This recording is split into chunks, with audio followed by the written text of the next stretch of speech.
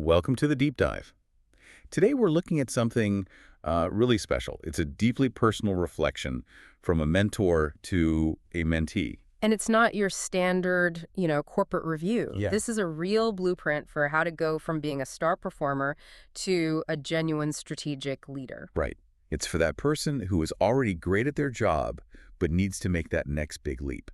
That's the core of it. We're looking at this letter where a mentor is mapping out the future for someone with just massive talent. And the central issue is something so many high achievers face. Just speed. The speed. The mentee is praised for this unmatched speed of work. But, and this is the key, the mentor sees that strength as the very thing that could hold them back. And you can feel the awe in the writing. The mentor isn't just saying, good job. They're talking about the mentee's courage, their logic, and they say that swiftness is the primary reason of you being so productive. Exactly. And so our mission in this deep dive is to unpack that. How do you shift from being just fast to being, well, strategic? From speed to wisdom. Yes. How do you balance that incredible speed with real architectural thinking? So we're going to look at two main points the mentor makes. The danger of what they call the implementation trap, and then the absolute necessity of good communication. Okay, let's start with those core traits. The mentor really respects the mentee's character. Let's dig into that. The power of intellectual courage and poise. What really struck me is where the mentor starts. It's not with code, it's not with project delivery, it's with character. Yeah. The number one thing they appreciate is the mentee's courage to put forth the right questions and counter-arguments.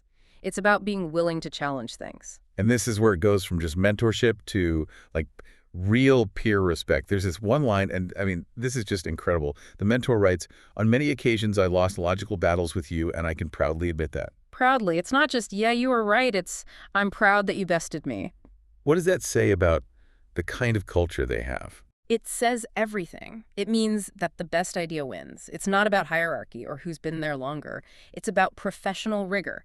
The debate itself is a sign of respect. And that takes guts. Yeah. I mean, to really challenge a senior person's plan, you have to be brave. You do, but you also have to be smart about how you do it. And the mentor points this out. They say the mentee sounds very poised when you speak in meetings. Ah, so it's not just about being a bulldog. Not at all. Poise is the other half of the equation. You can have the best argument in the world, but if you deliver it defensively or, aggressively, people just shut down. So poise it's about keeping the focus on the problem, not the people. Exactly. It's that combination of intellectual bravery and real composure. That's a superpower. And all of this is built on being a fast learner. Right. The mentor says that will always give you an edge. But the big takeaway here for anyone listening is that for long-term success, that courage and that poise, you have to actively develop them. You can't just rely on being technically fast. Okay, that's the foundation. Now let's talk about the big warning. The paradox, where their greatest strength is also their biggest risk. Avoiding the implementation trap. This is such a classic problem for any great engineer moving up. Hmm. Your whole career, you've been rewarded for one thing, shipping code, for getting it done. For being fast. For being fast. The source says, we often feel tempted to jump into implementation and get things done faster. Well, hold on. Let me push back on that, because isn't that the job? In most tech companies, speed is everything. If your work speed is unmatched, why on earth would you slow down? And that is the tension you have to learn to manage and, more importantly, to sell to your team. The mentor is speaking from experience here. They say in certain cases, it is absolutely vital to slow down, take a step back, and think about the big picture.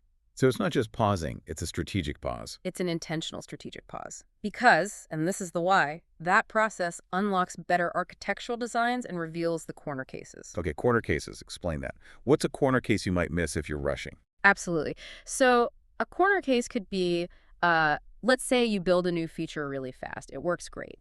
But because you rushed, you didn't realize that the way you built it, it fundamentally won't work with the big platform migration the company has planned for next quarter. Ah, so you've solved today's problem by creating a massive one for tomorrow. Exactly.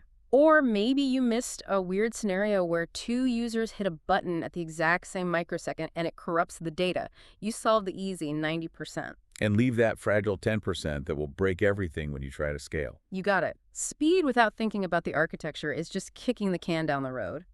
That pause is an investment in the future. And that ties into what the mentor says about aligning with the project's vision. Yeah. You can't see the vision if your head is buried in code.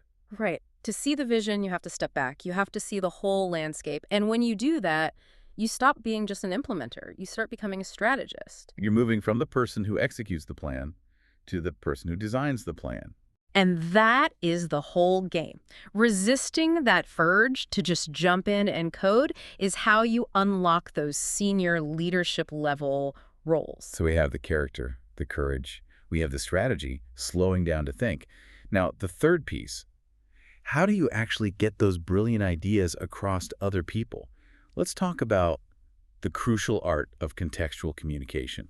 This section is great because it's built around this really painful and personal story from the mentor's past. The kind of mistake you only make once. Oh, yeah. So they're back in university. They call their professor to ask a question about an assignment. Simple enough. But here's the mistake. The mentor didn't read out the full question. They just sort of gave some pointers, assuming. Assuming the professor would just get it. Yeah. I mean, it's logical, right? The professor wrote the question, so of course he knows what you're talking about. That's not what happened. Not at all.